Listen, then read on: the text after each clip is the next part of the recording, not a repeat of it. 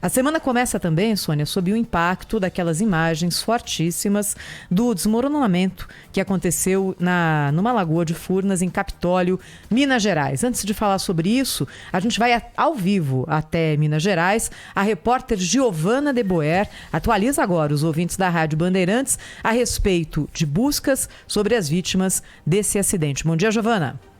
Oi, Thaís, um ótimo dia a você, todo mundo ligado aqui na Rádio Bandeirantes. Neste momento, são confirmadas e identificadas pela Polícia Civil 6 pessoas. 6 dessas pessoas já identificadas, 4 seriam da mesma família. Seriam os pais, o filho deles e também o neto dessa família. A Polícia Civil já confirma também que as 10 mortes confirmadas estariam em uma mesma lancha chamada Jesus. Todos eles seriam parentes ou amigos desta família.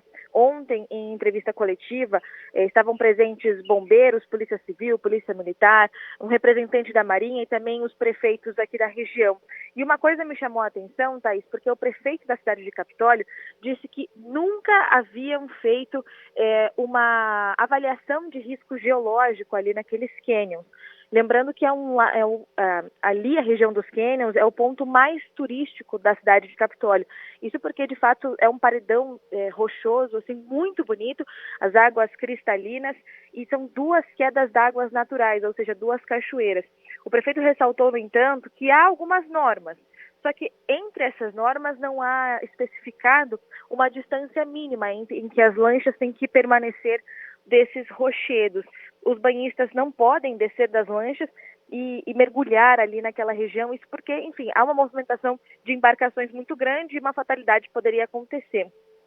A prefeitura, no entanto, não assume a responsabilidade, digamos assim, por essa queda. A gente, claro, sabe que isso é um fenômeno natural, de que poderia ter acontecido, mas agora a Polícia Civil e também a Marinha vão abrir inquéritos separados para apurar as causas deste acidente.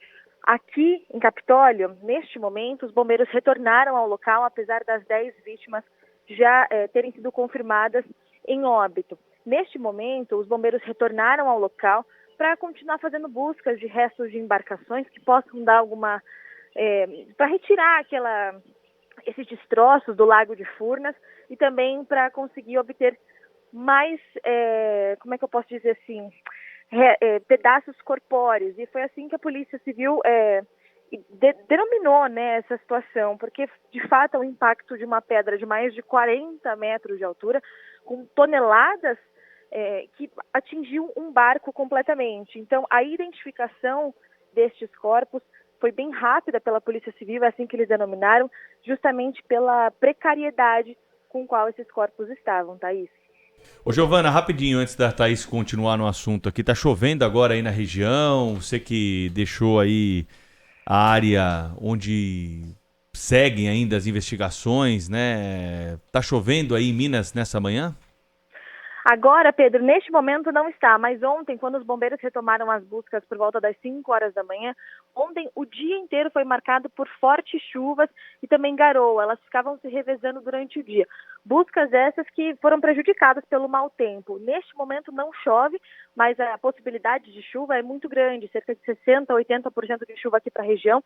E também há muita neblina, muita névoa e nuvens carregadas, o que dificulta, claro, a visibilidade desses homens que estão trabalhando no local, procurando por mais indícios desse acidente. Obrigada, Giovana de Boer, direto de Capitólio, Minas Gerais.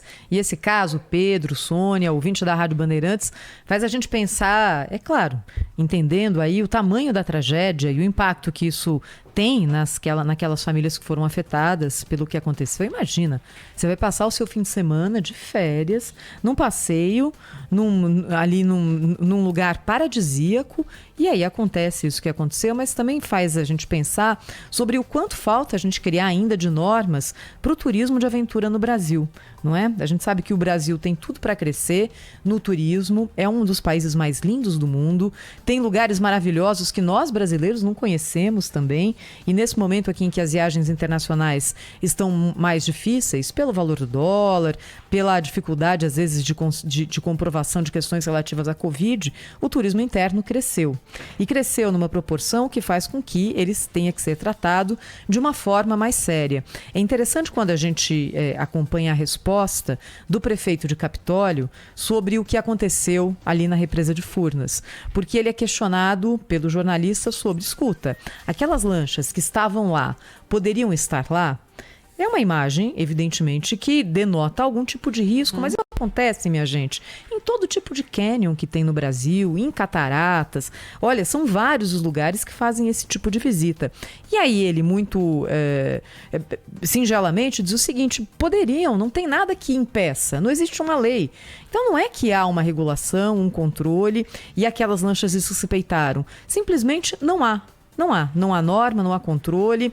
E é claro que depois que aconteceu, é fácil a gente dizer, olha, deveria ter havido inspeção. Muitos geólogos falaram. O geólogo conhece a formação rochosa, que despencou, que ela se desprendeu ali. Vários geólogos falaram que havia indícios, visualmente até eram perceptíveis, de que aquele conjunto de rochas passava por um processo de erosão muito acelerado. A questão é como a gente faz com que essa informação do geólogo que olha e fala tem alguma coisa errada aqui, chegue à ponta e se crie algum tipo de norma para evitar que haja esse risco. Isso não existe. A gente ainda está muito, muito, muito atrás nisso. E se algo pode ficar desse acidente, é isso, é chamar a atenção do país para a necessidade de tratar o seu turismo com mais seriedade e de criar normas para que as pessoas que pratiquem esse tipo de atividade tenham mais segurança. É assim que a gente vai crescer, não é? É assim que a gente vai crescer. É claro que nesse momento de volta do turismo na pandemia, tem muita coisa acontecendo de forma improvisada. E, minha gente, é a vida, é assim mesmo que acontece. Mas se a gente puder fazer de uma forma mais organizada, é melhor e mais seguro para todos.